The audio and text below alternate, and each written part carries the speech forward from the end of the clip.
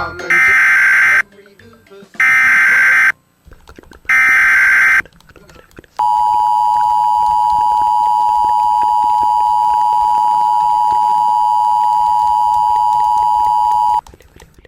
Service in Wilmington has issued a tornado warning for southeastern Greene County and west central Ohio until 8:15 p.m. At 7:46 p.m. National Weather Service Doppler radar indicated a severe thunderstorm capable of producing. This dangerous storm was located near Paintersville, moving east at 40 miles an hour. Locations in the path of the storm include Jamestown. In addition, Powersville, Bell Center, Rosemew, and Gladstone are near the path of this dangerous thunderstorm. If you The path of this storm.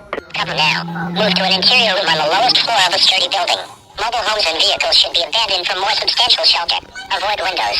A tornado watch remains in effect until 10 p.m. Thursday evening for southeastern Indiana and west central. Tornado for more remains in effect until midnight Friday morning for southeast Indiana and northeastern Kentucky and southwestern Ohio.